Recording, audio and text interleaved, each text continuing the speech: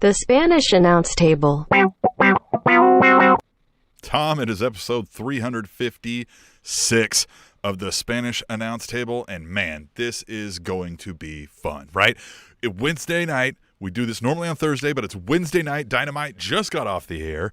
Well, man, what a night. What a week's gone by. We had WWE, Crown Jewels going on over there. We had Dynamite on Wednesday and Saturday. It's a double dip in Dynamite week, man. That might be the title. I love it, and I'm excited for it. I'm excited to talk all things AEW, and I will tolerate the WWE. And let's get right into it. Oh, my goodness. We will get into some old school formatting for tonight's episode. But what I will say before we do that is what a finish to Dynamite. I love it. I don't think we will cover it in Tweet the Tables or the news, so I'll get to it in a little bit. But, it was super fun.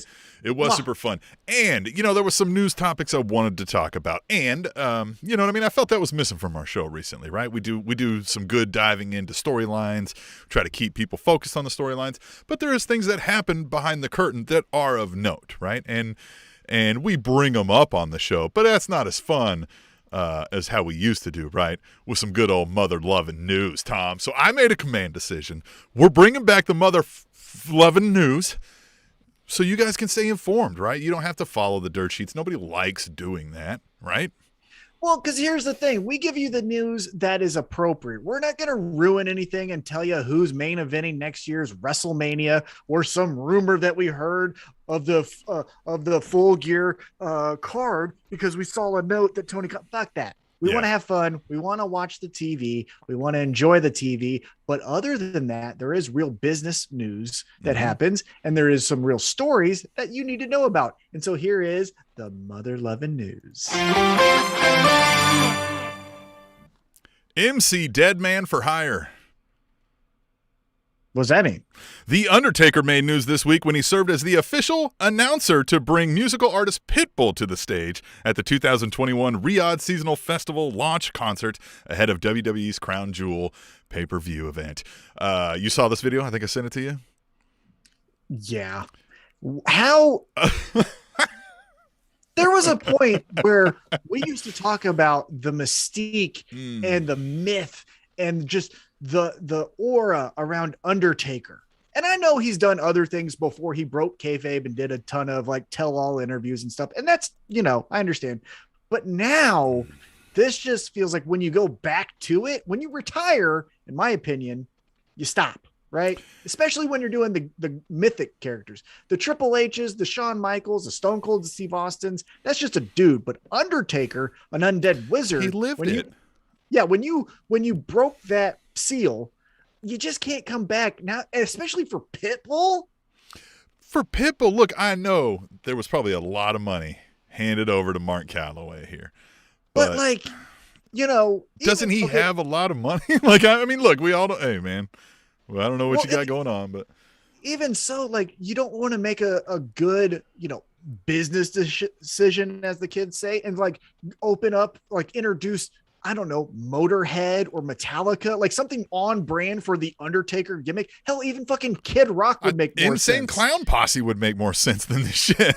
But Mr. Worldwide, who has been on this podcast before, by the way. Yeah, help me host Worldwide, yeah, great guy.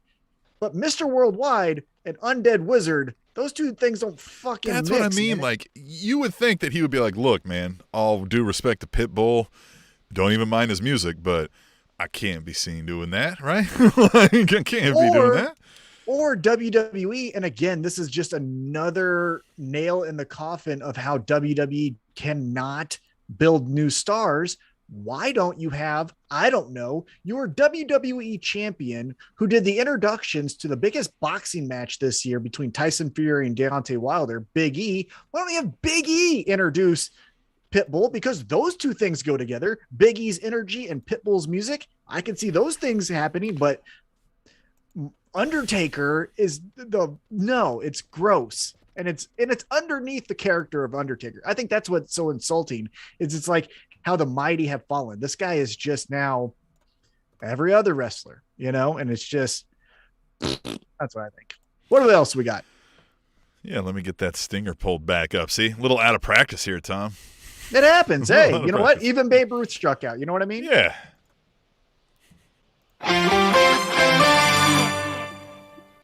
He'll be all right. He's a tough guy. Hey, I love this story. Well, I don't love the story, but I love the outcome. He came out on top. So Hacksaw Jim Duggan underwent emergency surgery this week for an undisclosed medical reason. Duggan's wife kept fans updated on social media, including that the surgery was successful and that Hacksaw is recovering well. And, you know, as you said, like, we're happy he's recovering well. He's great. I want to kind of dig into the idea of Hacksaw, right? Like, Hacksaw... Oh, you know what I mean? There wasn't much to the character development, right? But we still love him. Now, I think it's because it was so easy that he's been able to maintain that character through the end and not really switch it up, right? Well, here's the thing. Sometimes you don't need to be so convoluted and interesting to get over. And for example, tonight in the main event, the Dark Order, Johnny Hungy, I still don't know what the hell that means. But when he does his flexes and he walks out and he does his little poses up on the ramp, I'm in. He could do that for the rest of his career. I'm in on Johnny Hungy, right? Yeah. And so the same thing applies to Hacksaw Jim Duggan. You give me a 2x4, you give me an American flag, you give me a big thumbs up, and you give me a shoulder tackle, sign me up. Done. I'm fine with that, because I think the reason why Hacksaw Jim Duggan is so endearing is because he never got outside of himself. You know what I mean? It wasn't like Hacksaw Jim Duggan now tackles climate change. It's nope. He loves America. He's got a 2x4 and he's going to take out the bad guy. Like, he stayed within himself, and his stories never got so out of whack. Now, there was a little bit of time, if you remember, in WCW where he was a traitor of United States, and he went on Canada's side. I remember that, Hacksaw. But then he came back. Right now he's coming here. You know what I mean? So it's like, I love this character because it knew who it was. It didn't get too big, and it just stayed in its lane. And that's all you can ask for sometimes. Yeah. Speaking of Canada and why it would be, you know, a failure of anyone to go up there and try to join their side. Remember our long running rivalry with those copycats, the Sat Pod up in Canada? You know, I decided to check in on how that was going, and hadn't seen them posting in quite a long time. Huh? You want to come at the king? Yeah, you want to come at the king? You best not miss. Huh? They were like, woo. We were like, hey, we were doing this before you, and look who's doing it after you. Come on with it. Gimmick Thank you to the Table Nation. Yeah, Table Nation, strong and in full effect for the real Spanish announce table. All right. You ready for the next news story? Yes.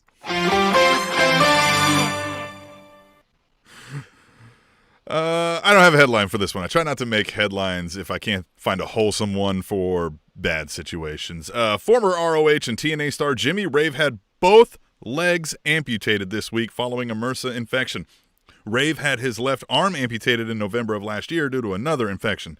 If you would like to make a financial donation for Jimmy Rave, you can do so at GoFundMe.com/F/Jimmy Rave. What a shit situation.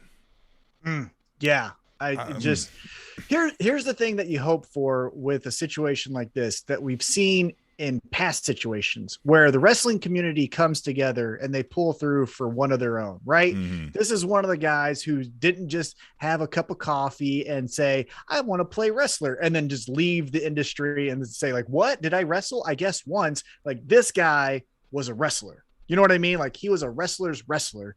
And so with this bad situation, you hope to see, like you have in previous situations, the GoFundMe or whatever it is, people coming together to help out someone who is in a really dire situation. So it's sad, but I'm very optimistic for what the IWC can do. Another way you can help out for situations like this is vote to make the GoFundMe for medical not fucking necessary, and vote for universal healthcare. But hey, we don't need to get into all that. You ain't wrong. You ready for the next one? Yeah, I'm not wrong. Yeah, you ready for the next one? Yes. Maybe I'm not. Hold on. Here we go.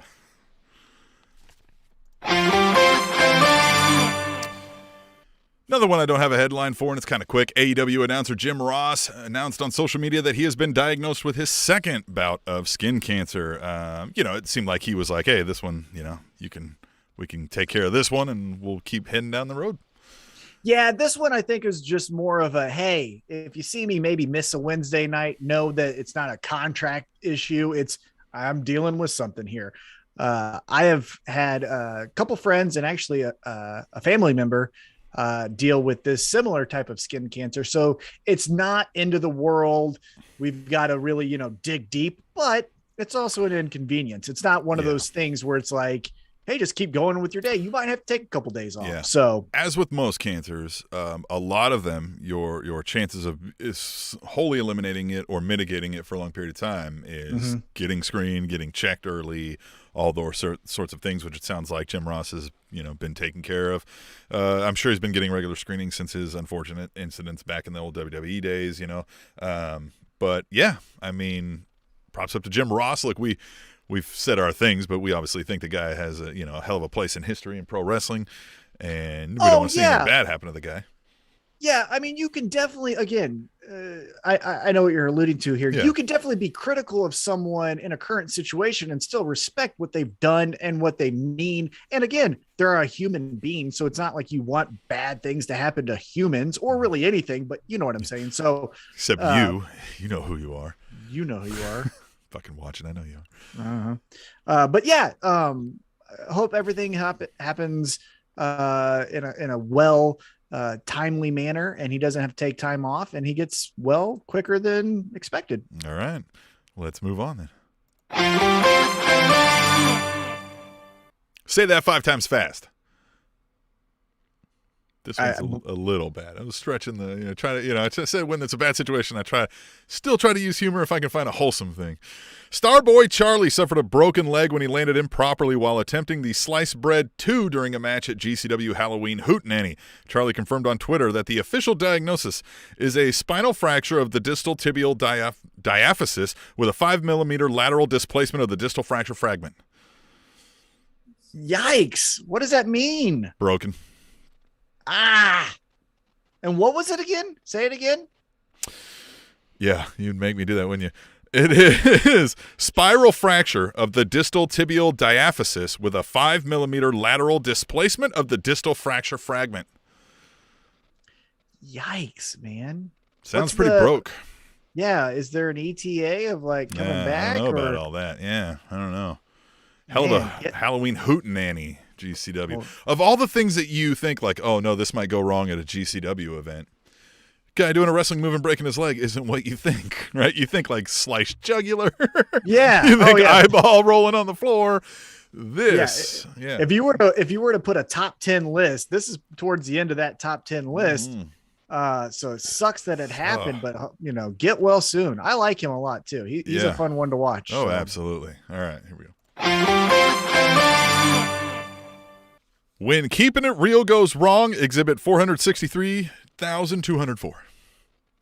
I mean, there's plenty of examples, but what's this one? WWE released ring announcer Greg Hamilton this week following a social media tirade by Hamilton directed at rapper Westside Gunn for using a sample of Hamilton's voice on stage, or on a song, Hamilton berated Gunn and demanded an apology and a financial settlement under threat of legal action from WWE's lawyers. Which that's what got him released, right? They're like, you don't fucking speak for our lawyers. Yeah. Who does this guy think he is? Yeah. Of all the people to flex the WWE muscle, again, if we're making lists, this guy's towards the bottom, right? Like makeup artist. Roadies are under this guy. Yeah. Makeup artists, roadies, then maybe ring catering. Announcer. I don't know. Yeah. Catering might even get you a little higher than ring announcer as far as make them pancakes. Yeah, it's what a silly. Did you see some of this? He was like, it was $20,000, but it's $30,000 by tomorrow. It goes up every day or something like that. Like he was like, well, and this isn't the first time he's put his foot in his mouth. Is because remember when Leo Rush decided to retire from pro wrestling, he was like, good, and I'm paraphrasing here, but essentially F you to Leo Rush. And it's like, hey man, I get maybe you didn't like this guy. And look, I have obviously said a million things about people I don't like. However, you don't do it when you work for the man in WWE. Like, yeah, he didn't go to WWE's lawyers and be like, hey, listen, I have an issue with this guy doing my thing. Yeah. Like, is there any advice, or is this a matter to you guys? Because technically, is it your intellectual property? You know what I mean? Like, he didn't check first. He starts like fucking bro flexing on this guy, and just in short order was like, you're out. Yeah. And another thing is, now after the situation is passed, essentially, like what was it for? Right. You're sitting there now unemployed because of a song. Yeah. Could really use that 20 grand now, huh? Right. And here's the thing though, is this wasn't the newest song from Drake that's on the top 10 Billboard I'd never list. heard of West Side Gun. Like, that's the thing. Pick your battles as well. If it was Drake who used your voice, maybe check in with WWE, like, hey, that seems weird. Can we call them on that? And then they can tell you yes or no. But also, like, no offense to whoever this rapper is. Hope the best for him. But, like, I've never heard of this guy. Yeah. You got fired for West Side Willie. That would be like somebody threatening us. Yeah. Be like, I'm gonna AEW threatening us for using Sting's face. You know what I mean? They would then if it was Darby Allin, you know what I mean? Like getting mad about Sting's face, they'd be like, hey, listen, you can't threaten with our lawyers and call these people a bitch or whatever he said. You know what I mean? Like, jeez. It's just the way to punch down and hit yourself in the dick. Dude, can you imagine the uproar of laughter from West Side Gun and his folks? Like, jeez. Like, what a dumb. He doesn't imagine what he's going to say about you now. That's what I'm saying. If his follow-up song isn't about this situation, can we get this on Versus? Yeah. I'd like to see Greg Hamilton go toe to toe with this guy. Also, side note, good. Greg Hamilton always sounded like a stripper announcer. Yeah. Where it was like, and next up on the stage, honey. So yeah, coming soon to the Impact Zone. Yeah. Bye-bye. Who does Impact's ring announcing? Yeah. All right, next.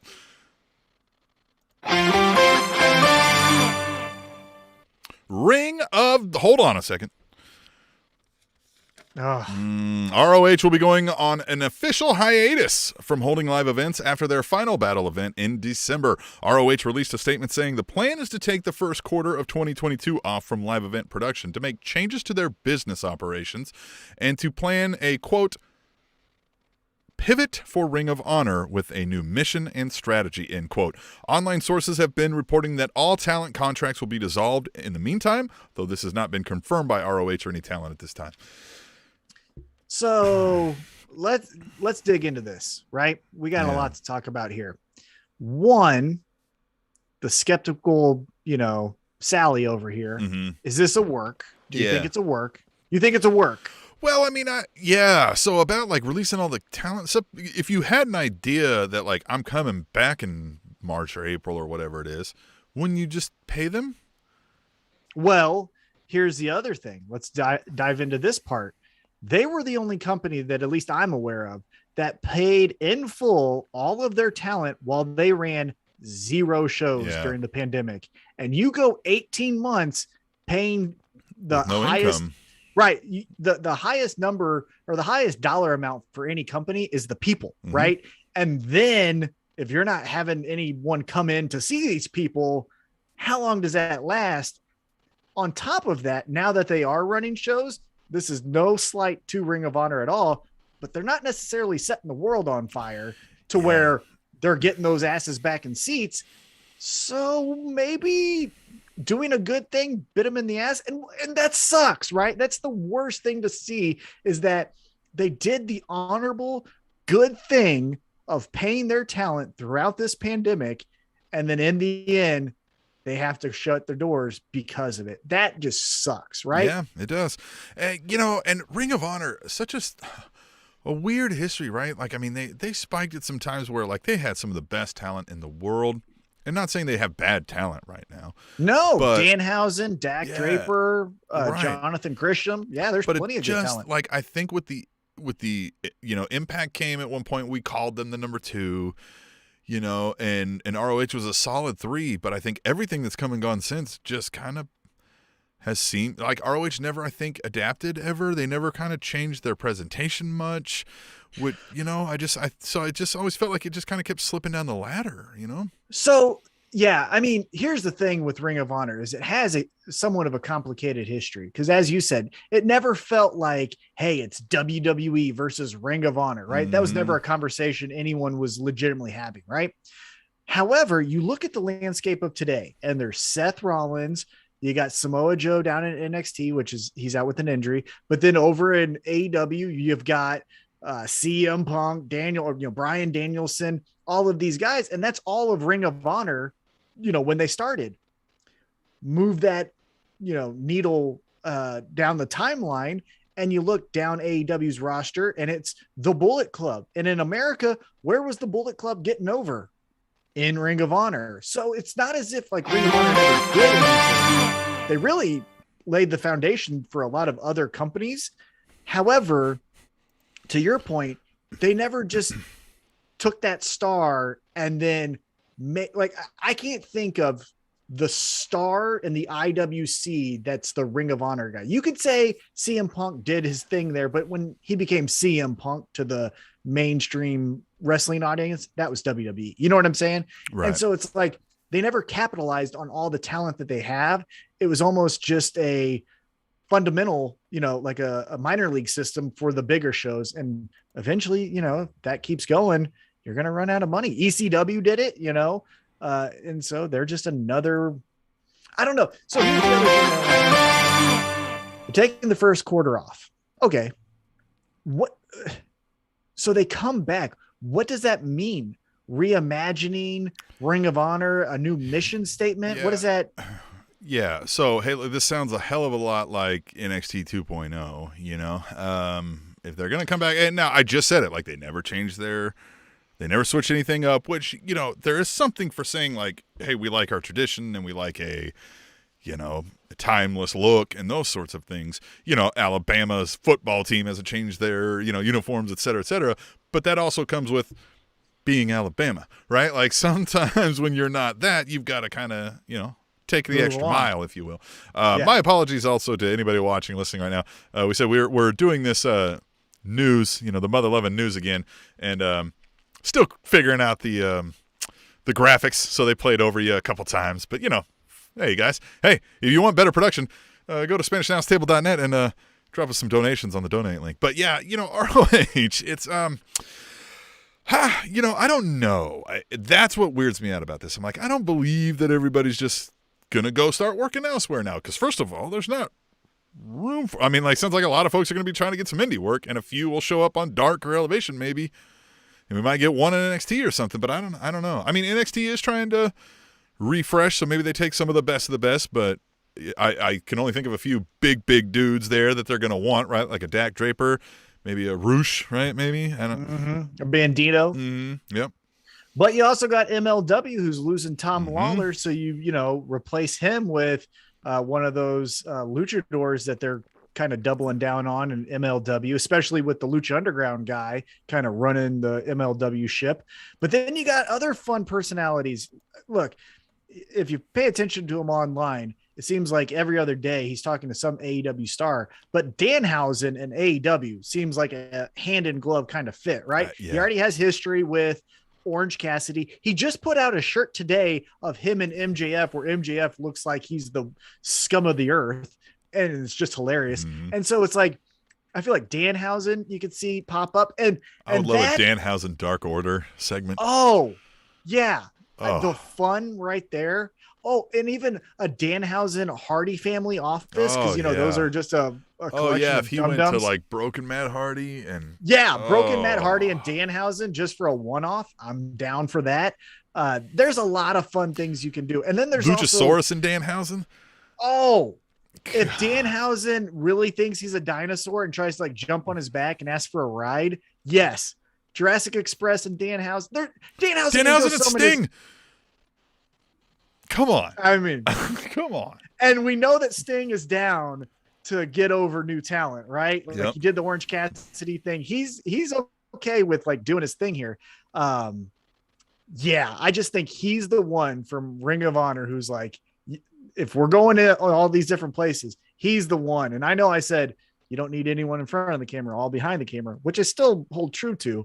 But if I'm seeing Tony Nese in the crowd at AEW, then I better see Danhausen, for Christ's sake. Yeah. What's up with the Tony Nese thing? I never saw the thing in this guy.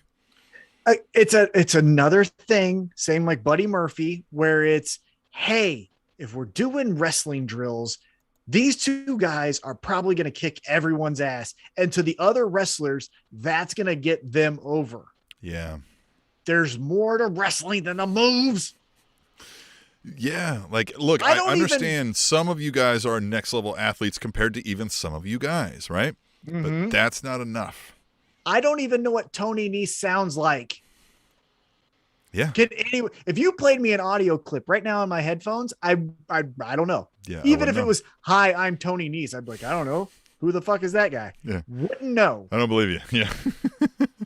But then again, I will throw my, headphones into the sea. If then Danhausen's like, well, I guess gotta go to the Independence. Really? That guy has to go to the Independence, but Tony Nese is making it onto Elevation. And again, I'm on step 12 here. I'm projecting a little bit, but there's some guys over in Ring of Honor who we need to be taking more looks at than some other of the free agents that we got out there. Braun Strowman. Yeah. So, Jesus. Hey, so Ring of Honor, I'll be happy to see you when you come back as a wrestling school in April, I guess. Oh, think of this fun. Think of this fun, because again, my favorite Ring of Honor wrestler is Danhausen, so that's why I'm talking about him so much. But think that if Bray Wyatt goes to Impact, as it's kind of been rumored. God, I hope not. But if Bray Wyatt and then somehow down the line Danhausen shows up. So yeah, if you're telling me Bray Wyatt shows up, even Braun Strowman, you know what I mean? Like Braun Strowman on Impact, if he's there with Bray Wyatt, you got Danhausen, right? You got a couple other ROH guys. We now have the Inspiration there, the former Iconics. I mean, look, if you're going to get better talent, maybe you'll put out better stuff. I still have issues about I think it's more for the sci-fi geek than me, which Bray Wyatt fits, I guess. But here's my biggest criticism as we kind of take a left turn here with this story. We'll kind of pivot. That's what we do. It's our fucking show. Yeah, but when we pivot to Impact Wrestling, my biggest thing with Impact Wrestling isn't even really Impact Wrestling. I don't have that fucking channel. And I'm not going to go to the site to view a weekly show. I'm not going to go to your, wrestling.net and then watch the stuff. You know what I mean? Like, so I'm sorry, but I'm a cord cutter. So I don't have, what's the channel that they're on? I don't know. That one? Access? I don't have Access? it. Sure. I don't have it. And so it's like, you don't have MJF over there. You don't have something that's setting the world on fire. So that's what I'm saying. If I hear Bray Wyatt's going to Impact, I'm going to make time to like watch that one when I hear about it, right? You better promo it. You know what I mean? Like, and then I'm going to watch that YouTube clip and probably like it and then forget about it as soon as it goes that's away. what I mean. Like that's where here's why I don't buy a Bray Wyatt to Impact, because again, I think Bray Wyatt understands his character brings and his mind brings the ability to move merch on a scale better than most. And Impact ain't doing that. They don't have the machinery with which to do it. There's only 2 companies in America with the fucking, ability to do that level that he's capable of, which is where a large portion of his income would be coming from. So I feel like it's got to be AEW. Yeah, I think though, and again, we're assuming a lot here, but I would assume someone with the ego of Bray Wyatt can say, hey, if Matt Hardy can get those delete shirts over and he can do his delete things, I could do. Yeah, Matt Hardy's living off a lot of fucking royalties from right. You know what I mean? So like, yeah. Anyhow, what do we got next? All right, we got one last one here. Allow me to introduce Ashley El Idolo. Charlotte Flair made waves again this week as the WWE Women's title exchange on SmackDown appeared to go a little off script. Unconfirmed reports say Becky Lynch and Charlotte had a verbal confrontation backstage following the segment, and that Charlotte was escorted from the building in order to defuse the situation. Now, is this a work? This is my guess. I think most likely so first off, if you watch the segment, it was shit. Yeah. So if that was how I don't it was think written, that was a work. right. If that's how it's written, though, those writers need to be fired because it wasn't entertaining. So it seemed real. And then also those three women aren't that good of actors to pull that off. Right. So my assumption is from this dirt sheet story, Becky Lynch probably was like, hey bitch. Fuck you. Yeah. Right. And Sonya Deville, word was pretty pissed too. Yeah. Now, I think the assumption is that Charlotte and Becky got into it, and then Charlotte had to be escorted from security. I think Charlotte and Becky got into it, but they've been friends for multiple years, so it's a sister kind of fight. Yeah. But Sonya Deville getting pissed at Charlotte might have been the reason why. Hey, let's get Sonya you out wants of here. Sonya wants to punch you in the face. So she's had some issues in the past. So we're just going to have you walk out here. And WWE culture, now, again, it's 2021. This is different than the 90s, but it's been known that they have said, like, oh, you guys got beef? Hey, I don't want to hear about it again. Somebody fix it. And you know what I mean? Like, nobody's questioning where you got that black eye from. You know what I mean? Like, are we good? Right? That kind of thing. So I'm sure they were kind of like, hey, let's avoid that. Let them do that on their off time. So, yeah, word is that Charlotte's was demanding and was pissed that it's just a title exchange, and that was is concerned about her image, which, hey, look, man, if you're concerned about your image, WWE is not the place.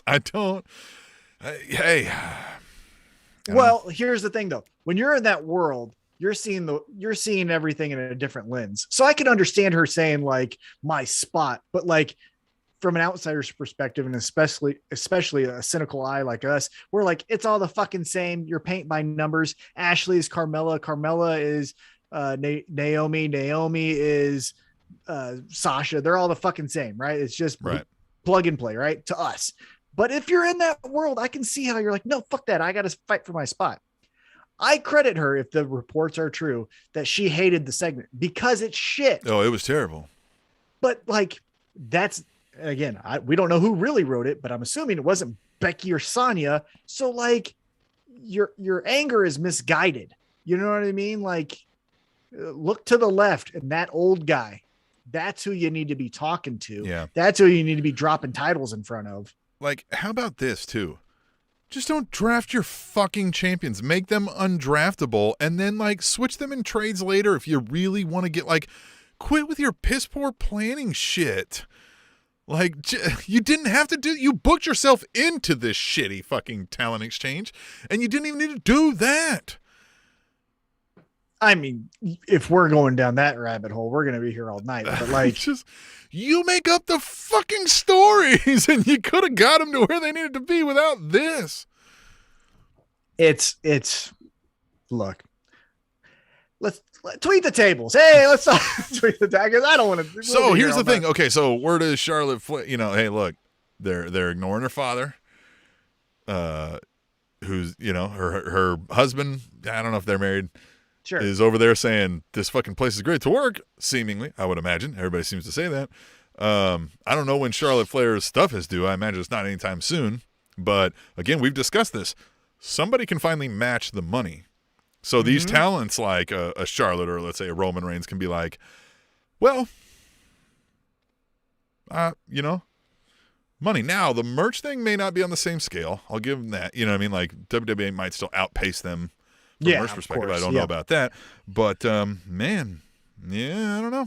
Yeah, well, here's the thing. Wouldn't shock me someday if we see I hope Ashley not. Over on AEW. Yeah, look, I said I want Danhausen on the opposite end of that spectrum. I do not want her over there. Yeah, because here's the thing. I don't think she's been stifled at all. Like, she hasn't been like, I just couldn't be who I wanted to. No, you've been everything you've wanted to be. And this is, now we're done seeing it. Mm-hmm. And that's, again, take a vacation. Go. Like, we'll miss you. Air quotes, right? After a few months, 6 months, we'll miss you. But, like, You're overexposed. Here's why WWE screams just passe and pointless. It's because everybody in charge there. I was just thinking, I was like, aren't they fucking tired of saying the same shit too? But no, they're not, because they're not tired of the same shit, because the same shit just keeps bringing them the money in. And they don't want to risk rolling something else different out that won't bring the money in, and then they have to fight to get their way back to what was bringing the money in. So that means you're only in it for the money, so you're just disinterested in the actual fucking storylines. And it comes across like this. Oh, title exchange because the red belt can't be on the blue brand, and the blue brand can't be. We named him the brand title because that was stupid. Like, yeah, I just. Hey, what does Table Nation have to say? Hashtag tweet the table. So that was the mother-loving news. Now we're going to go into hashtag tweet the table. Hashtag tweet the table is a fun interactive game where you, the listener / viewer, whatever, maybe you're meditating and hearing this through telepathy. I don't know. You use hashtag tweet the table on Twitter, and you tell us what you want us to talk about, and we will talk about those things right here. So we're going to go out first to @Razor R Superstar. It says, how do you guys feel about a heel Cody feuding with Hangman for the title next year? Hashtag tweet the table. Love it. Love it. I love it because I heard Hangman with the title. Well, yeah. I mean, look, you're going to win me over with anyone. And Hangman with the title, right? Like, that's what we want. Right. As I mentioned, though, my favorite version of Cody was heel Cody going from Impact to Ring of Honor to even New Japan with the dark hair, telling Brandy that she should be wrestling. I can picture what he's saying to Hangman and how he's deriding him. Yeah. Yeah, that guy and our dressed hero. to the fucking nines, executive vice president being like, this drunkard, like this long-haired hippie freak. Yeah, now I love that. But do you think they do it? Because again, he's not Cody supposed to be able to. He's not supposed to. Well, that's a hell of a heel move. But if then he eliminates that and he was like, fuck you. But then that's where the backlash might come from was, I thought this was supposed to be different than WWE. I thought you guys were supposed to mean things when you say them and all that. Like, you're risking that. So I think you can do it if he was really fucking over Hangman in a way where we really want Hangman to get his hands on him. And he's like, no, I'm not going to give you a match. Why do I care? And he's like, well, I tell you what. I normally can't have a title match, but if you really want this match. Now, that could be interesting. Again, I still think there's going to be backlash from the hardcores of the hardcores. But so I think as long as you don't pull the trigger and give him the title, you know what I mean? I think that helps. But if you say, we've pushed Hangman to the brink, and he lifts the ban and he says, no, I want to fight you for this. I'll even put the title on the line. He's like, you idiot. Right. I can't put the title. I'll be like, well, then I've signed off that you can. Yeah, like, fuck that. Yeah. Right. Yeah, for this one time, I said you can't. He'd be like, fight who wants to see me beat his ass with the title on the line? Everybody goes, fuck yeah. He's like, because that's real cowboy shit. And everybody's like, yeah, cowboy shit. Cowboy shit. God damn. How great. Yeah, how great was Hangman tonight? Oh, my God. Coming out of the Stay Puff, man. Coming out, beating on Matt Jackson's ass. Taking out Kenny Omega. I love it. Was it? Did I say that? Yeah. Stay Puff? Yeah. Okay, good. I thought I maybe misspoke because sometimes I do that. I have a Swiss cheese brain. No, I was just telling all the fans to stay puffed as well. Yeah, stay puffed as well.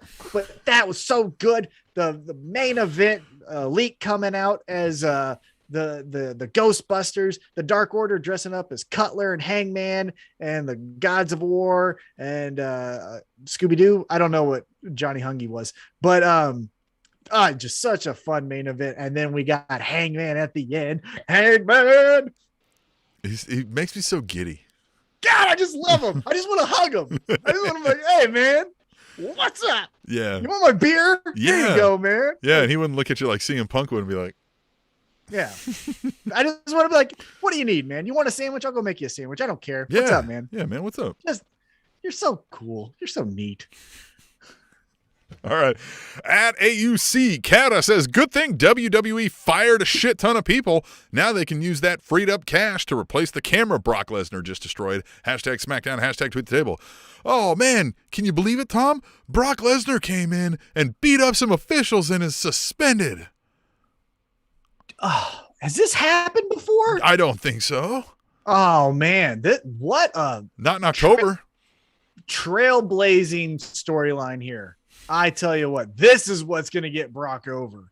This is it. Yeah, this is going to get them ratings kicking back up. Oh, I tell you what, we cannot wait for Brock to come back from this suspension. Just one more. The guys, what are we gonna do? Yeah. Brock's been suspended. Can he come back? Will he come back? What does this mean? Yeah. Indefinite? I don't even know that definition. Yeah. What? Shout out to Adam Pearce though. Yeah, but Brock. Yeah. What are we gonna do? What are we gonna do? Yeah. Brock. And like that's the thing is like, I know, like they say, there's hardcore fans who know Brock Lesnar works 12 days a year, right? And we know that. So you don't got to write the storyline for us to why he's gone. And I know they're like, well, we got to cater to the mainstream fan. But like, doesn't your mainstream fans also understand that Brock Lesnar is supposed to be a super megastar that probably just doesn't have to work but 12 days a year? Like, can't you just write that into the storyline? Well, here's my thing, though. We could put together, I feel like, a WWE top 10 of Brock Lesnar suspensions. That's how many fucking times we've done this, man. Yeah, like I don't know. I don't know, man. And that's what we want from people who are still avidly watching WWE regularly. Use hashtag tweet the table or send us an email, tableshow@gmail.com. We'll read that here unless you tell us not to. You got to tell us not to. Why would this interest you? When Brock Lesnar's music hits, are you like you discussed that once, like in the moment, you might be like, oh, somebody's going to get their fucking nuts punched through their throat, right? But beyond that, like after his face goes from red back to, being not flushed, the storyline is uninteresting. When he's a psychopath, the interesting thing is we think he's a legit psychopath, like breaking kayfabe. We think he may really hurt someone. Isn't that kind of fun? He just may get in the moment, right? And just kind of forget. It's kind of like watching a lion and like the trainer doing the tricks, right? You don't fucking care about the tricks. You're wondering if the tiger is going to kill the fucking trainer. That's Brock Lesnar. We don't fucking care about the storylines anymore or the complexity of his character. We just want to know, do you think he's really going to knock out Roman? I don't fucking know. He did that to Randy Orton once. Like, that's all we're fucking watching for. So, Tom, then, let's say you just been hired as the new head of WWE Creative. I quit. And they're like... Fuck that company. And they say... okay, let's say, Vince is gone. There's new management. They sold to Disney or something, right? Well, fuck that company too, but, they sell to somebody, right? Yeah. And they're like, all right, Tom, right the ship here. We got Brock Lesnar. Still only got him for like 15 dates a year. What kinds of storylines do you write around this guy where he shows up like 2 days a month at best? Yeah. You build up the next big star. You take Braun Breaker and you fucking in that shit. He's Rex Steiner. You put him to the main roster. You have him do Suplex City to every motherfucker on SmackDown. Chad Gable, boom. Otis, boom. Although I think they're on Raw, but you know what I'm saying. Who the fuck it is. Fill in the blank. Boom, boom. And every time he does it, you see little mannerisms of Brock Lesnar come out, right? So he does the, suplex. He comes out and he flexes and that little muscle in the chest comes out like Brock Lesnar does. Yeah, he does. Yeah, he does the dance. Maybe he does after his finisher. He does the thing. Maybe after one match, after a few months, he does Brock Lesnar's F5. And then you start to see him look at the hard camera and says, I'm coming for you. It's almost like a legend killer, except for it's not Legends Killer. It's Legend Killer. And you have Braun Breaker, again, Rex Steiner, say, it's you coming for you. I want everything you worked for because I deserve it now. I'm the next big thing. You're old. And then you bring out Brock Lesnar to be like, come in, right? The 2 appearances. The first one is, hey, Paul, they're fine now. Roman and all that stuff, that's dissolved. And then he just goes, hey, Paul, thanks for coming to Minnesota tonight. Just wanted to stop by. Who's this asshole who keeps calling my name out? Right. And then Paul Heyman's like, I don't think he's as good as you, but he ain't bad. Yeah. Right. And then you have the promo where Rex Steiner's like, Brock, I know you're here. Come out here. I'm kicking your ass. You have Brock Lesnar come out and go, you're not worth my time. Rex Steiner says, Good, then this is all on your head. And he takes out every fucking person and he says, there's no one but you. Brock kind of likes it. Yeah. Like, hey, fuck yeah. Picks up a guy too and throws. Well, that's the thing. So then at the next little interaction, it's Brock Lesnar says, allow me to reintroduce myself. My name is Hove, and fucking throwing people. And says like, yeah. And it's like, you think you're the only asshole around here that can do this shit? And you don't have them touch. You don't have them do anything. Mm-hmm. And then you have Adam Pearce go like, guys, this is fucked up. This is fucked up. The only way we can solve this is you two are going to have a match. Got a pile of bodies in the back here. And you fucking do. Yeah. We can't. Yeah. You even have Adam Pearce go like, I'm out here to fill time because we don't have enough wrestlers to fill. We've got Kofi back here in catering because you beat up the chef. Like, what the hell, guys? Yeah, we don't have enough bodies to fill out this show, so I'm having to do a promo, which I don't even like to do. So at WrestleMania or whatever the pay-per-view is, SummerSlam, whatever, we're doing Rex Steiner versus Brock Lesnar. There you go. You have a 5-minute spot fest. You put over Rex Steiner. Brock Lesnar goes away. You have him come back for fucking the next big guy, Big E. Let's talk about Rex Steiner. So Braun Breaker. The more I think about it, the more illogical this is because anybody who saw the Steiners, anybody that was old enough to see the Steiners, you don't have to tell me. When this guy walks in the door, we go like, he's related to the Steiners, right? Like the Steiners kid. Like you can see it. You can see it. So everybody that knows already knows this guy ain't Braun Breaker. This is a Steiner. Notwithstanding that Rex Steiner is just a cool fucking name. Yep. And Braun Breaker isn't. 2, anybody who isn't like clued into the Steiners before, like Rex Steiner's still a cooler name than Braun Breaker. So like, why the fuck? Why with the 2 fuck? X's or whatever? All this screams to me. All this screams to me is that they sat down and got into a situation where if they were going to like sign him, that there was a deal where like, we're going to have to pay X amount of royalties to the fucking Steiner brothers and to this guy because that's not a name we created. And we won't do it.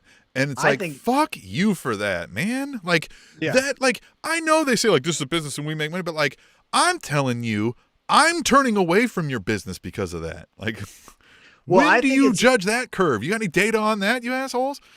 Yeah, I think it's just out of spite. I think it's the Steiners aren't a WWE product. I know they were here for a cup of coffee, but you think of them in NWA, WCW, things of that nature. So like, fuck them. Even if it's not really direct, like even if they have no real beef with them, the thought in the back of their brain is that's not our thing. So we're going to make him Braun Braxter or whatever the fuck his name is. So yeah, that's what I would do. What's the next hashtag tweet tip? What is it? What do we got going on here? Devil Vamp says Bryan Danielson for the shoot. Dude is not fucking around anymore. Hashtag tweet the table. Hashtag AEW Dynamite. And this was off of last Dynamite. But yeah, Bryan Danielson, man, is getting stiff with his wrestling and he's getting into some real wrestling. You know what I mean? Like he said, and it looks like he's having the time of his life. Like he's like he's got that shit-eating grin, that open mouth grin where he's like, you don't think I could fuck him?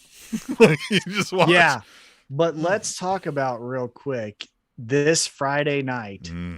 Eddie Kingston, Bryan Danielson. So far, these 2 promos have been off the charts amazing.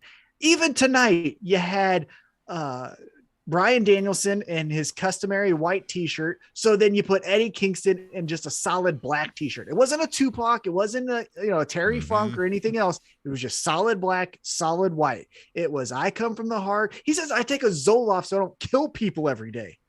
And then you have Bryan Danielson saying like, you think you're the only person that's gone through stuff? Like a lot of people have gone through stuff and persevered. You need to be working harder. And just this, like, you don't know me. Well, I think I do. And you're not that special. That whole dynamic. And we get it Friday night. Mm-hmm. So what? Look at were we supposed to get this? Was he going to beat Lance Archer or was that a call on the fly? Because Lance Archer about killed himself. Yeah. That's hard to know, right? Yeah. It wasn't as if Lance Archer lost to Fuego, right? Like that, we could easily say like, hey, Fuego wasn't. Yeah, I mean, I get the feeling this was going to be Kingston and Danielson. Or again, those guys are similar spot on the card where either guy would have been a fun matchup. Oh yeah, I'd love Archer and Danielson, of course. Yeah, so let's get a triple threat. Hey, I would be fine with that. So I don't really know, right? I couldn't tell you what Tony Khan or whoever made the decision is that said we're going to go with this. However, I am thoroughly excited for Bryan Danielson, Eddie Kingston. Whew, give it to me now. At Lady Undertaker says, so happy for Xavier Woods winning the King of the Ring. Wonder if he'll turn into a new King Booker. Hashtag Hail King Woods. Hashtag SmackDown. Hashtag Tweet the Table. Now, we discussed this when we were making some picks, and I kind of wanted to stay away from the King Booker comparison as to, you know what I mean? Like, it as a white guy, that feels like I'm being racist, if I can be honest, right? But that's notwithstanding that Xavier Woods does have a comedy-like approach to wrestling, which is what the King Booker character was. So it's shouldn't be out of the realm of anybody's mind to see him doing such a character, right? I think he may stray from the royalty, British aspects of it for that reason, right? Just to not just mimic King Booker, but I don't know. What do you think? The thing that I dislike the most about the King of the Ring in 2021, with so many other things having rewards other than just the title, is that the King and now Queen of the Ring has nothing else to it. You don't get an Intercontinental Championship shot. You don't get a WWE title shot. You just wear a crown. You just wear the crown. It's cool if you say, I'm King of the Ring. This ring is what I rule. And I think because of that, I need to challenge for whatever title. It doesn't have to always be the WWE title. It could be the Intercontinental Championship title, because that's really kind of what you allude the King of the Ring to, right? Bret Hart, Owen Hart, Kurt Angle, like those are your Intercontinental Champion kind of talents, right? Yeah. So like it made way more sense when it was just like the yearly tournament. The people weren't wearing a crown, but it was just like that was your fucking like bragging, right? Like 2-time King of the Ring winner. Right? Like, fucking do that because it was like a one-night tournament. You know what I mean? Like, it showed you were a tough badass. Well, and that's the thing. You could say, all right, in 2020, our champions were Roman Reigns and Drew McIntyre. And then you could also say the King of the Ring for this year, the best in-ring technician for one night, that one-night tournament, the hardest tournament in pro wrestling was Cesaro or whoever, King, Xavier You could even make it like a double elimination to make it a whole long event, right? Like, and make it, or a round robin World Cup style thing over a weekend, right? And make it the King of the Ring, like you're saying, somebody who can outwit and outlast everybody. But with that being said, the reward just isn't the title. The title gets you the championship or a championship opportunity. That's the thing. When you just say, I'm King of the Ring or I'm Queen of the Ring, that's amazing for that night. Congratulations. Yeah.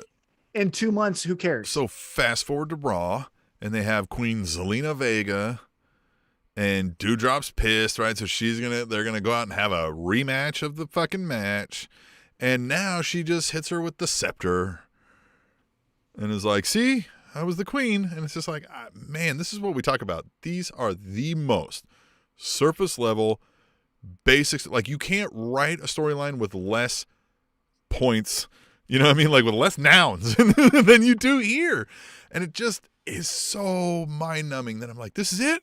This is it. This has the depth of a kiddie pool. This is why I was excited for Xavier Woods, because he's at least gonna bring some wit and some humor to it. Like, but is it appointment television? No. On a Monday night. No, there's going to be some funny phrases when they're in Gorilla doing that little interview before they go out to a tag team match with Kofi. But if I tell you, hey, it's second quarter, this Monday night, it's going to be the New York Giants taking on the Kansas City Chiefs, right? Second quarter, it's Chiefs will already be down 20 points. So here you go. You got it 17-3 Giants, right? Okay. Second quarter, Patrick Mahomes has the ball. I text you. I say, hey, man, next segment on Raw is going to be Xavier Woods. Are you turning the channel? No, I would ask why the fuck you're watching. Well, I would never say that, but you know what I'm saying. Like, that's the thing. Yeah. If I tell you, and again, I'm an AEW mark. Check out the t-shirt. But if I tell you, hey, it's Monday night, or, it's a special Thursday night Dynamite, Thursday night football. It's Chiefs Giants again, right? And it's 17-3. And I say, hey man, Hangman's about to come out. And it's been alluded to that MJF is going to come out too. And they're going to have a face off. You going to turn it? You probably will. Well, I bet you. Yeah. In AEW, yes. Yeah. You know what I'm saying? Like, there's nothing appointment viewing about Xavier Woods as King, whatever. It just has, it's hollow. Nope. Tom, I'm pissed off you brought up the Chiefs. I'm pissed off the Chiefs don't realize that they not play football. Good. Yeah. Yeah. They're acting like Vince McMahon. They have just do it again. Just go out there and do it again. They have the arrogance of Vince McMahon. Hey, you know what fucking works? Just run that number 10 all the way down the field and just throw it to him. Just chuck it. Yep.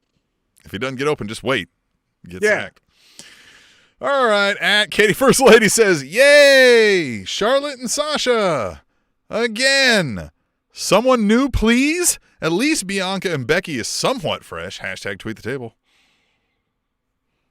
I mean, Katie, God love you, because why are you putting yourself through this shit? Yeah. I watched that segment. So again, I mentioned how the hullabaloo of the Charlotte Becky thing. Mm-hmm. It was so fucking stupid that Becky just said, "You two figure it out. I'll talk to you at some Survivor Series." That's how lazy it was. Is that Becky didn't even get into a confrontation? She just left. Yeah. And then it's Sasha Charlotte circa 2016 doing the same fucking shit. God bless America. It is horrible. It is. It's that thing. It's the run it back, right? They just run it back, run it back, run it back, run it back ad nauseum. I mean, literally ad nauseum. Like, I get sick to my stomach sometimes. I can't fathom who's sitting in these. It's Vince, isn't it? I don't know. Vince makes the fucking call all the time. But someone has to say that, unless he's just saying, like, this is what I'm saying, you guys shut up.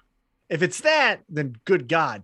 But if you're a writer and like, hey, you know what I think would be cool? Let's run it back with Sasha and Charlotte. So nobody brought this up in Tweet the Tables, but we saw that, was it Ariel Helwani with was interviewing who? Renee Paquette. Yeah, Ariel Helwani. And she discussed exactly how toxic it could get. That like he's literally screaming in their ear like you ruined it, and like making them acknowledge his words to the camera and shit. Like, dude, that's that's absurd. Like that shit should be illegal in workplaces. Yeah, it should be illegal. And even if you wanted to excuse it, what Renee was talking about is she called Tyson Fury, who at the time was working with WWE, the Gypsy King, which is his nickname. Yep. And his most prominent nickname, by the way. Right. But Vince said I wanted him to be called the lineal heavyweight champion, which he is, but like that's splitting hairs. So to yell over what does that mean, by the way? Lineal, it means that you can track when the first champion was crowned. Let's just say 1900, it was Jack Johnson. Okay. I don't know who it was before that. And then from there, even though if Jack Johnson wins another title, this title here, we're tracking it. So it's Jack Johnson lost it to John O'Sullivan, and John O'Sullivan lost it to this. Yeah. And then we go to Mike Tyson loses it to Evander Holyfield, because with promotions, they're so fucking corrupt. There's 10 different world championships. Yeah. So you got to know, like, okay, what's the origin of this? And that's the lineal heavyweight champion. Yeah. So this is a great point. That I'm glad I asked this, and I'm glad you described it, because here's where Vince is even more absurd, right? It's already absurd that you're going to get so pissed, like you said, that she said the Gypsy King and not the lineal champion. When, as I brought up, the Gypsy King is his most prominent nickname. Most people don't know what the fucking term lineal champion even means. So if he thought that's bringing more weight, because in a way he's right? Like you're saying, that's impressive. We can track this back. We know. People don't know what the fuck it means. Right. Right? So, like, she said something better, and you got pissed because it's not what you wanted said. Yeah. Yeah. Because if you wanted to do a segment about, hey, check out how awesome Tyson Fury is, he's the lineal champion. Okay. And this is what I was getting at. If she would have said Tyson Fury, the Bronze Bomber, who is Deontay Wilder's nickname, I get it, right? Like, we get fired up about ruining it the way she's saying he's screaming it. Right. But you can almost like, hey, he had a bad day. He yelled. Maybe he says sorry later. I can, I'm not excusing it, but you can almost understand it. We've right? been there, right? Yeah. But when she's saying the actual thing, shut up. That's what I mean. Do you think that, like, there's a guy like me, right? I was probably watching that. I mean, I probably wasn't watching, but let's say, you know what I mean? I'm Joe Smith, and I'm watching that, and she says, all right, here we go to Gypsy King Tyson Fury. And I go, fuck this, turn it off. But had she said the lineal champion, I've been like, oh, hold on. Let me stay here and watch. Yeah. What in your brain makes you think that's a thing? Like, And let's even flip the coin on the other side. Let's say you're a boxing enthusiast and you're the biggest Tyson Fury fan in the world. You don't even give a shit about pro wrestling. Yeah. You just follow Tyson Fury wherever he goes. Tyson Fury's on MTV. I'm watching MTV. Tyson Fury's on ESPN. I'm watching ESPN. So now Tyson Fury's on WWE programming. I'm watching WWE programming. And Renee Young says, now let's go to the Gypsy King, Tyson Fury. Not even they are getting pissed off. You wouldn't even notice. You've been like, yep. You're like, that's his nickname. Yeah, that's my guy. It's the king. Like, fucking idiot. Yeah. Fucking idiot. So weird. All right. This one's gonna lift your spirits, Tom. You're gonna have some fun here. Super Scotty coming back at Razor R Superstar saying, fantasy book the next New Japan Pro Wrestling Forbidden Door wrestler on Dynamite. Hashtag tweet the table. Oh, and Super Scotty, I don't think you understand. Tom loves a good T-Mac story time. So I've got a book the next New Japan guy to come over to the Forbidden Door. Oh, I mean, yeah. Okay, this is easy. You have Kenny Omega lose to Hangman at Full Gear, right? Yep. He goes on a vacation. Yeah. December, January, February. Comes back mid-February. I'm the best bout machine. You motherfuckers forgot. I don't even care about that title. I've already raised it to levels that no one else can do. Hangman, good luck filling my shoes. He's probably been spilling beer on it all night. I don't even need it anymore. Yeah, I don't even need it. I'm here to prove I'm the best wrestler in the world. I'm the king of the ring.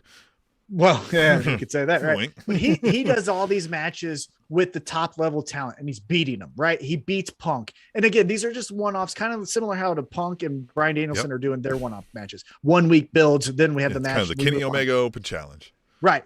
He gets to where he's getting pissed off, though. He's winning these matches, and he looks around for this validation, and he's like, where the fuck is, like, God, I'm the fucking bout machine. And then he opens the Forbidden Door. He's like, you don't think I'm the best wrestler in the world? I remember in 2016 when you motherfuckers said I was the best bout machine. And you know who got that out of me? Okada. So Okada, winner of asshole, the most recent G1 Climax. Yeah, Okada, you asshole. You're coming over here to the States. We did all your classics. Omega Okada. But we did all the classics on your soil, on your turf. You're coming to my home. You're going to North Carolina. I'm the EVP here. Right, yeah. But let's go to North Carolina or whatever the fuck, right? And then we're going to do the best bout anyone's ever seen. I'm beating you again. And then you bring Okada, you do the fucking Rainmaker, you have all the fun. There's your match. Yeah. Main event for a named, winter is coming AEW Dynamite, or if you want to do a pay-per-view, but I would say do it for a Dynamite. Winter is coming, whatever it is. And there you go. Okada, Omega, but on American soil. Got my nipples hard. Love it. Goddamn. More of those. Hashtag tweet the tables. At Devil Vamp says, is it me or has Dustin lost a step? Hashtag AEW. Hashtag tweet the table. Hashtag Dynamite. Well, yeah, I mean, the guy's 83 years old. And he's been wrestling. I mean, I think, didn't he wrestle Classy Freddie Blassie? He wrestled in 1938. I know that. I remember Muhammad Ali saying that was one of his inspirations. Yep. Yeah. So, of course, he's going to lose a little bit of a step. Yeah. So I think he slapped Hitler at the end of World War II.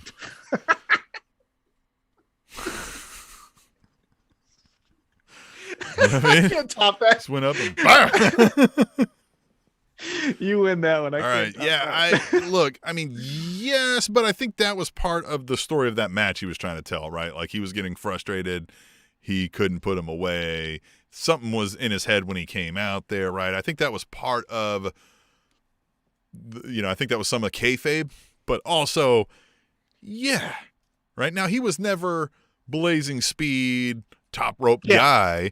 So, well, he's a big dude too. Yeah. So maybe not necessarily losing a step, but it's just, hey man, there's a reason like there's not 50-year-old dudes playing in the NBA, right? Like, yeah. And even it's just not there anymore.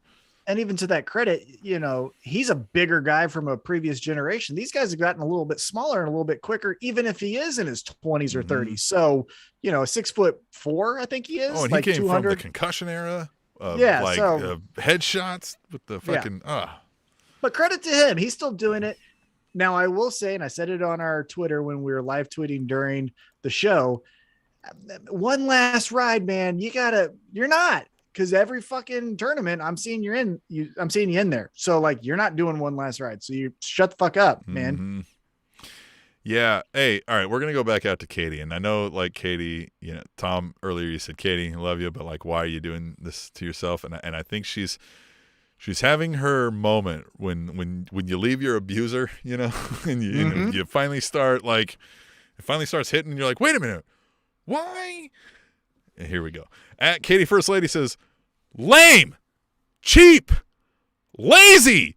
Y'all had 2 perfectly good title matches to change both titles, because that's how titles should change hands, in matches. Why is it when something clearly makes sense to do, you people do the opposite? # tweet the table. And we talked a lot about this already, so maybe there's not a lot left to say, but I can feel it. I can feel the visceral, like, what in the fuck? Why are you doing this to me? All I'll say is, Katie, this is a safe space for you. Please share your thoughts so that you're not doing any harm to any others or yourself. Yes. Talk to us. We're here for you. Everyone can do that. We'll hold your hand to get you on the other side of this abusive relationship. We support you. We love you. Thank you for trusting us with this information, and know that we're here for you. Yes. All right, we'll move on. She was so mad.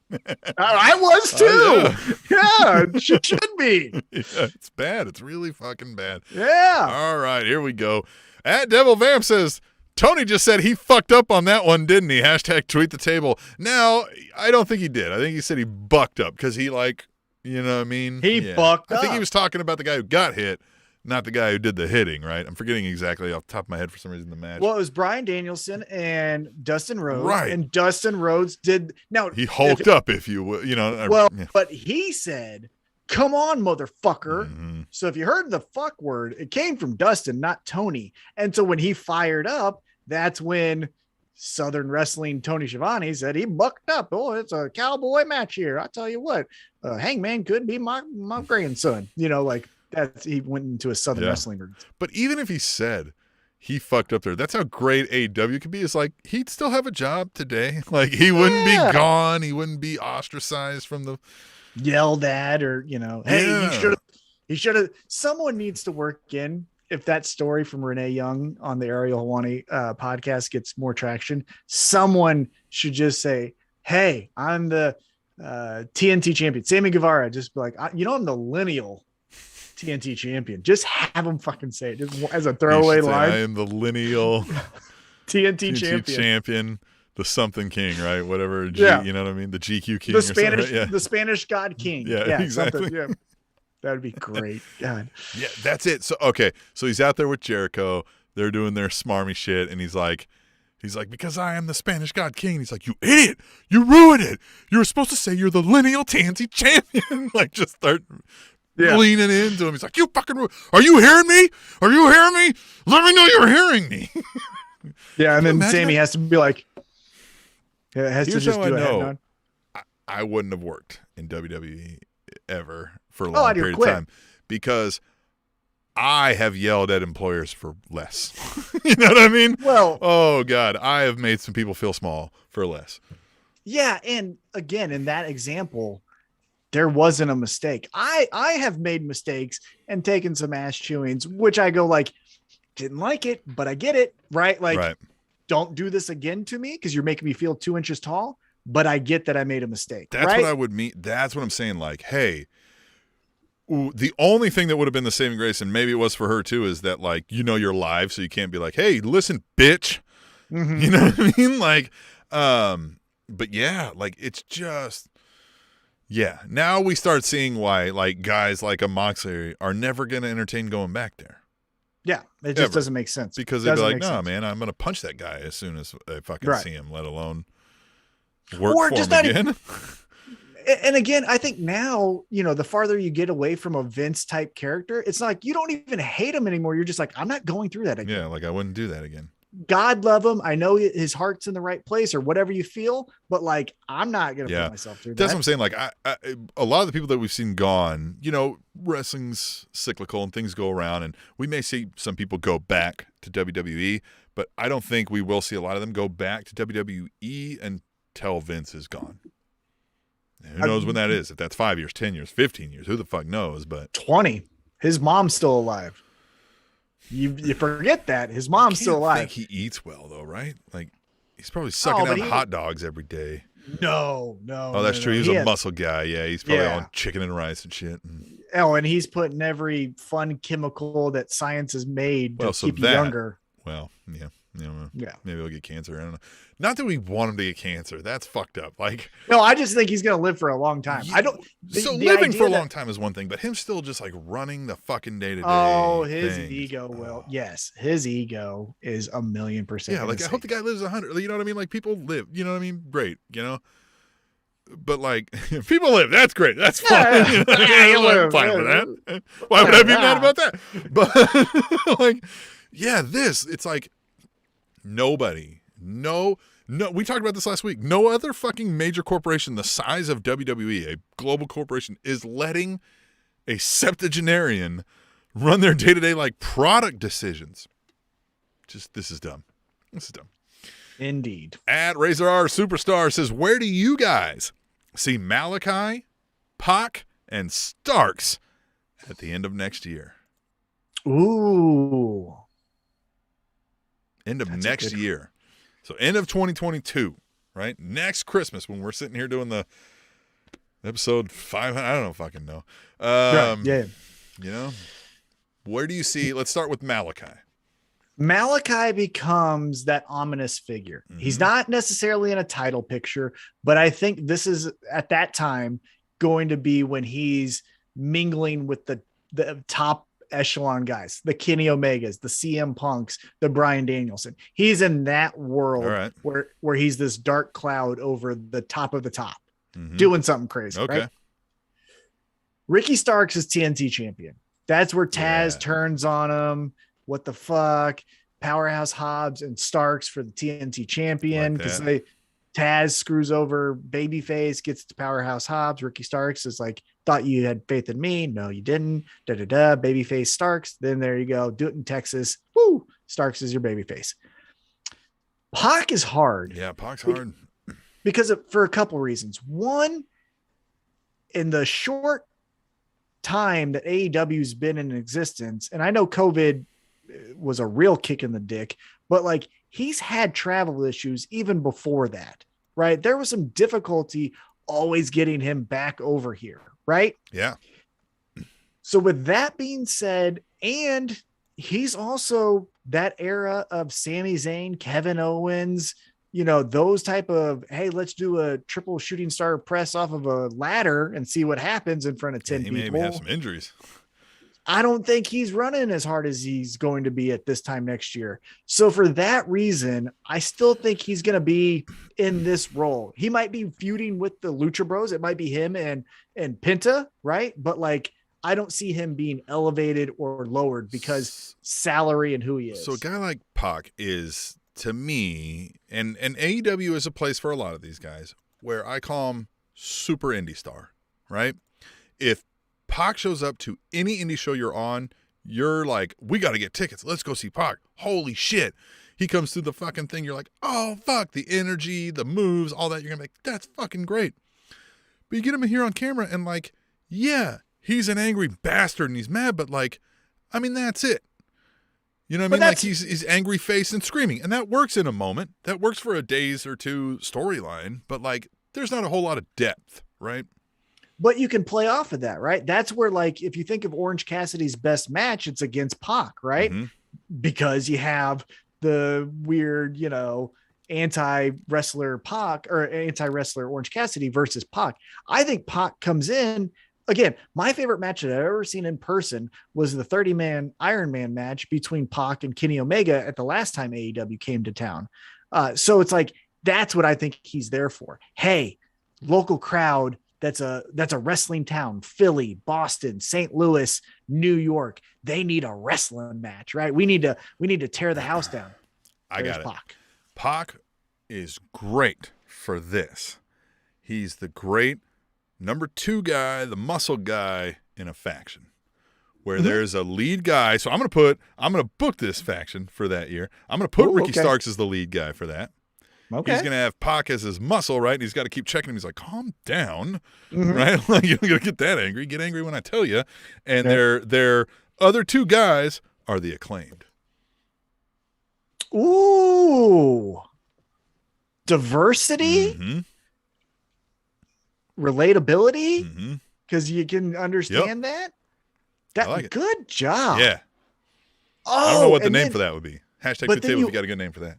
But then you always have the underlying tension, similar to where Sammy Guevara and Chris Jericho, where you get Max Caster and Ricky Starks kind of saying like, I'm number 1. Oh, you are number 1. Well, you even got Pac being like, hey, listen, I'll fucking bash the brains into both of you.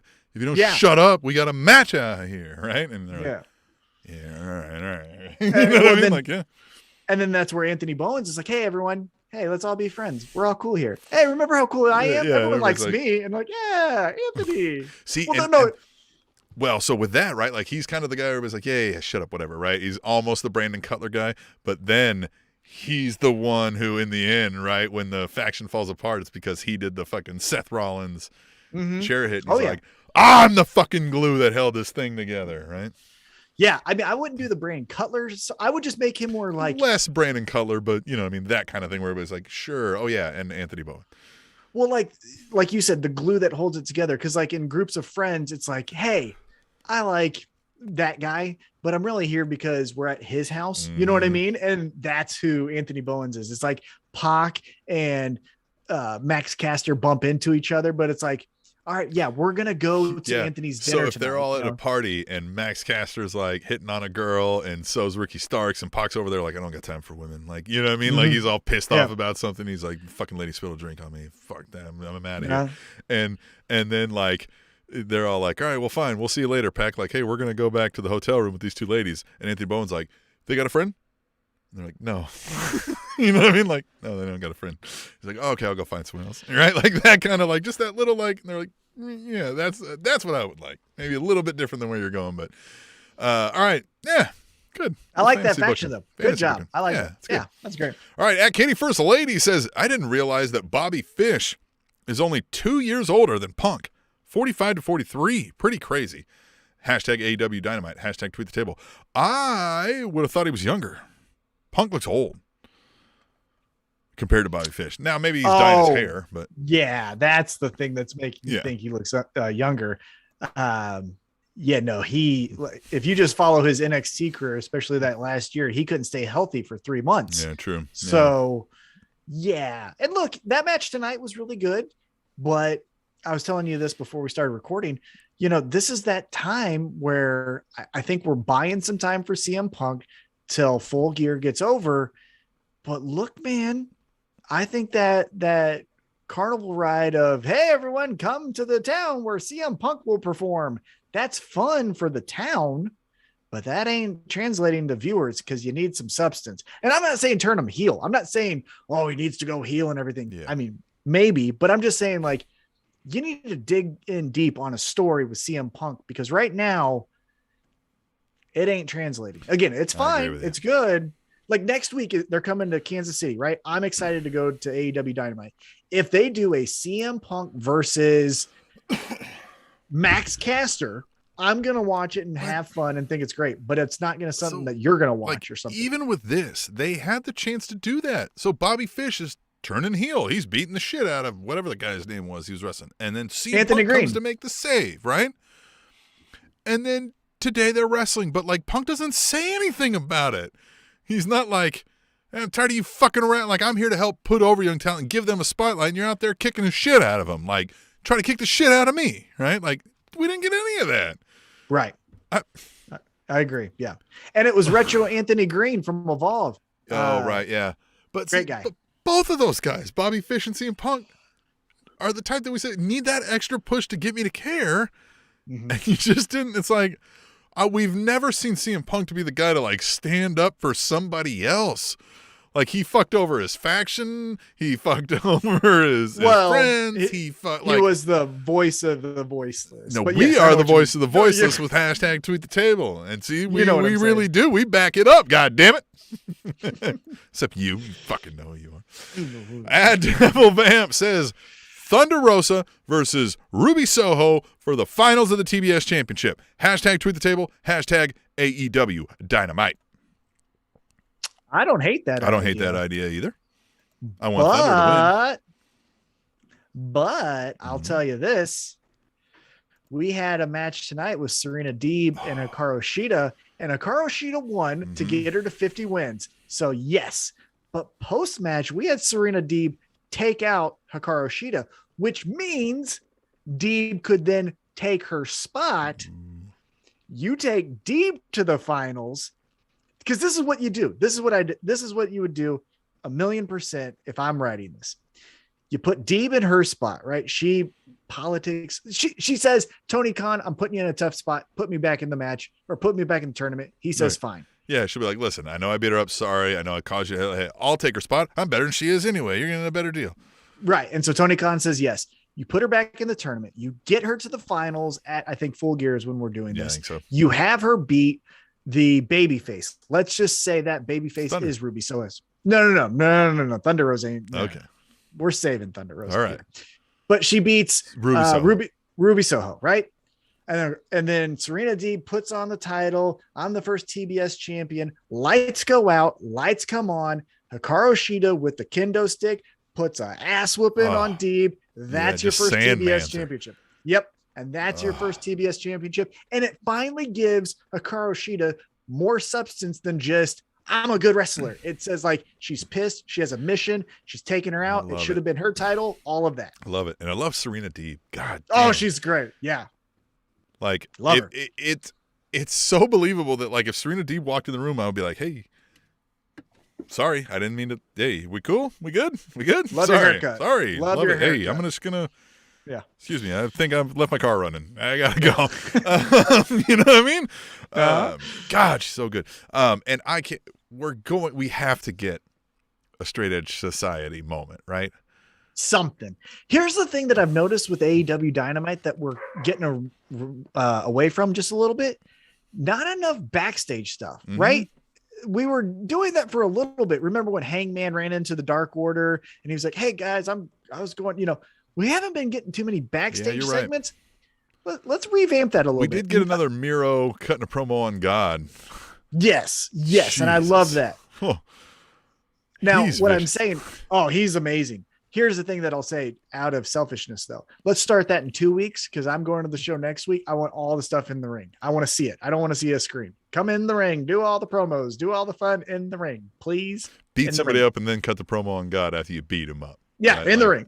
Be like, cut the promo, never looking at the hard cam, looking up at God, right? Like, just like, fucking screaming. Like, let's do it. Oh, dude, think of this spot. This just came to me as you were looking up.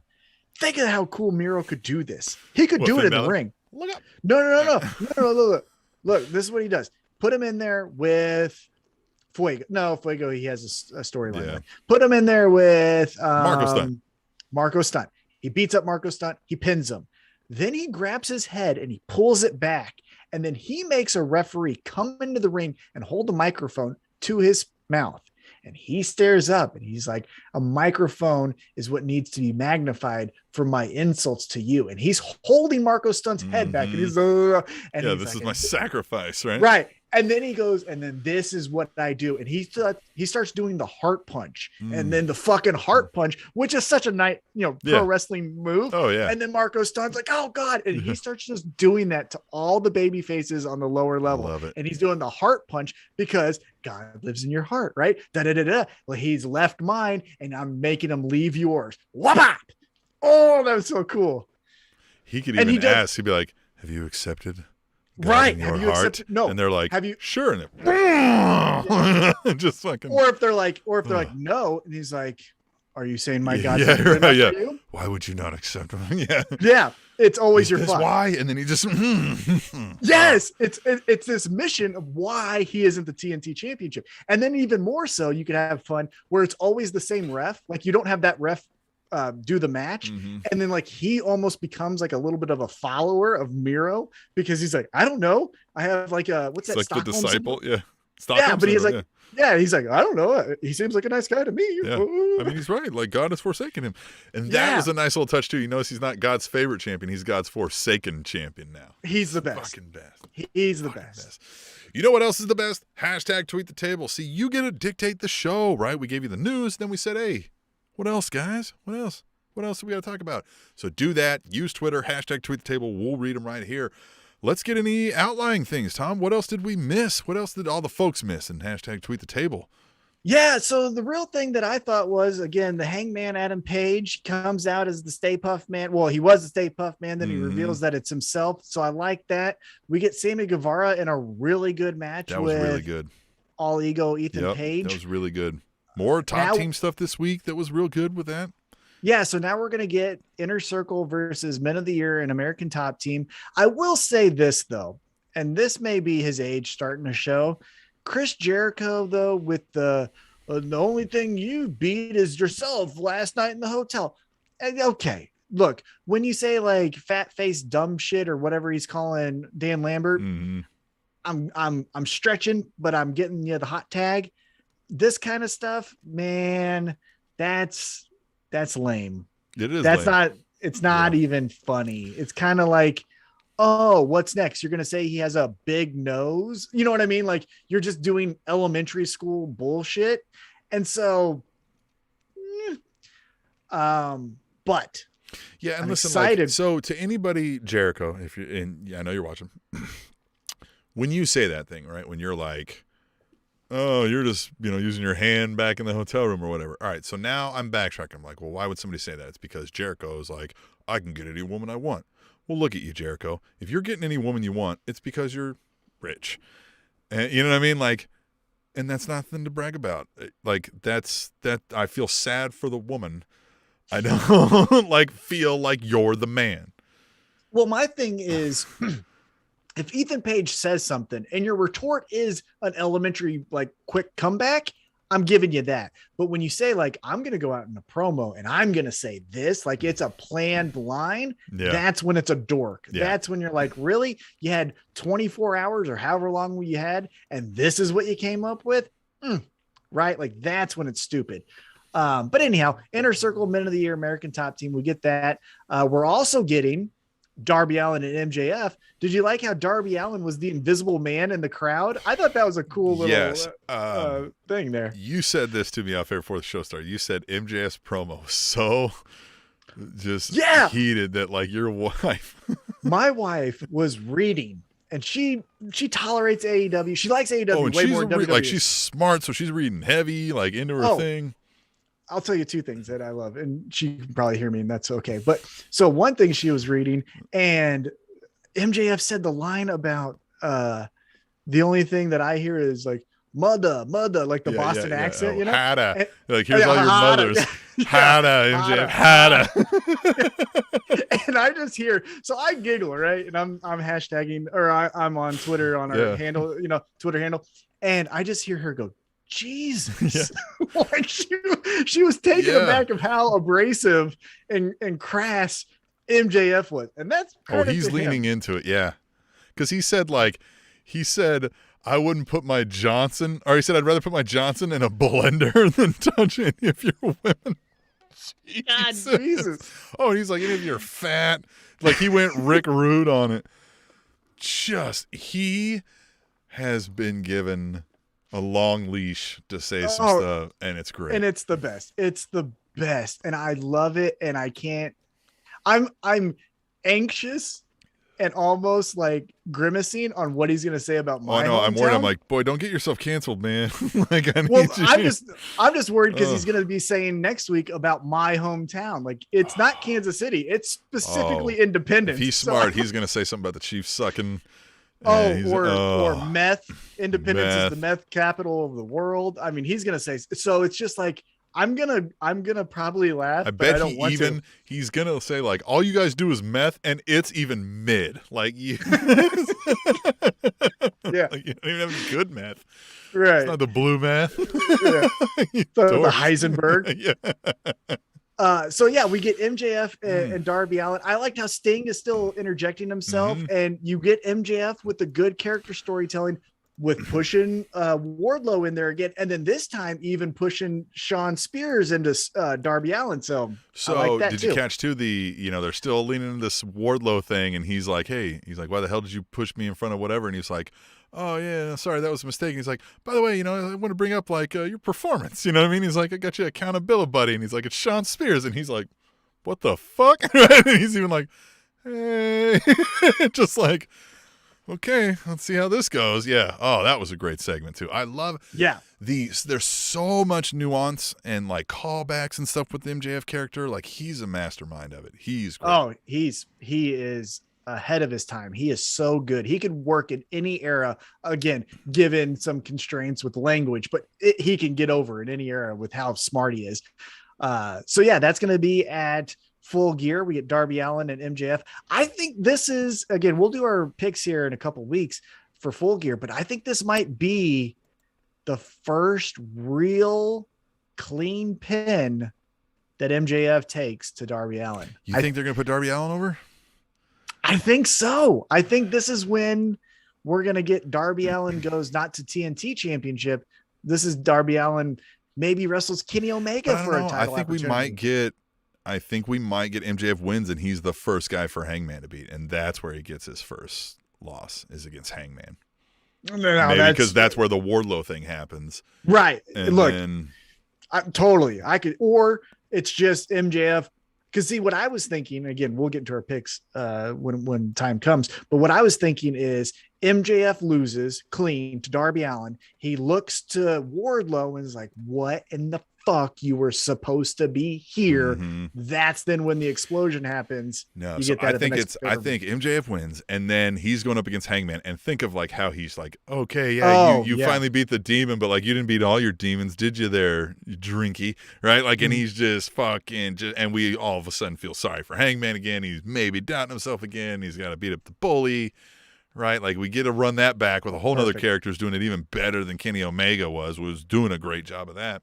Amazing. And then Wardlow's not there when he needs, so now we don't get the like, oh, I'm coming back for you. You didn't really beat me, that kind of shit. Because now it's like, oh fuck, I gotta escape Wardlow, and we're all like, fuck yeah, Wardlow, right? Yeah. Right. That I mean, either way, I think I'm happy. But hire us, you'll be happy either way. AEW. Definitely. Yeah. But yeah, so we got that tonight as well. And then we hit on the first round of the tournament with Sheeta and Deeb. Also, we had a first round matchup on Friday, didn't we? Because someone else was moved Danielson on. And no, on the women's side, didn't we have another one move on? Because it's going to be Chris Statlander versus Ruby. Well, Ruby Soho won. That's who it was. Mm-hmm. Ruby Soho advanced. She's going to be taking on Statlander. Yep. I like that about the tournament, though, as well. The first 4 seeds get a bye because they're the top 4 seeds in the women's division. That's how you use rankings in a good way. So I like that. Well, we've discussed this. With the rankings, you can make these tournaments a lot easier for no reason, right? It's just like, well, we need a contender tournament. That takes 2-3 weeks. Right. And it's easy. Like, you can mingle in small storylines amongst them without it feeling forced and just repetitive of the same thing. Yep. Love tournaments. Always love tournaments. Yep. So yeah, that's, I think, we covered a lot. I think that's it. Tonight. We hit on Impact had a big thing, but I don't think You know, they had their big deal. So they had Bound for Glory, right? Yeah, but I think the big note there is breaking kayfabe here. It looks like AEW and Impact has ended their relationship. Christian loses the Impact Championship to Josh Alexander, who then just immediately, while his family's in the that ring, was so good. That's a great touch. But he loses it to Moose, which I brought up to you. We did 4 months. No, I was just talking to myself here. I didn't tell you this actually. We did 4 months or however much long of the AEW infused into Impact. And before that, it was dancing and jiving Rich Swann and Moose going after the championship. And we did all of this just to have Moose as the it should have been Josh Alexander. I like the move, but you should have left. You might still get back there, but it was the move of like he's in there hugging his kid and wife. The kids don't even get out. Kids didn't even get out of the ring, right? Like it happened. Yeah, they were in the ring. So good.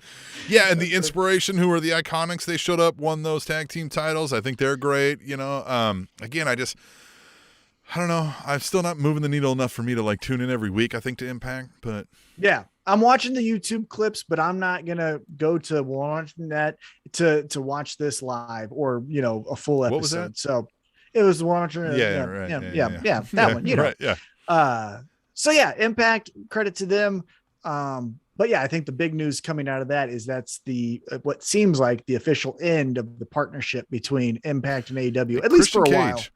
In this year, main evented a pay-per-view event for WWE, AEW, and Impact Wrestling. Love it. Christian Cage, great. 2021. Who knew? Well, I guess that's all we got for this week. So use hashtag tweet the table. Bye-bye. The Spanish announce table.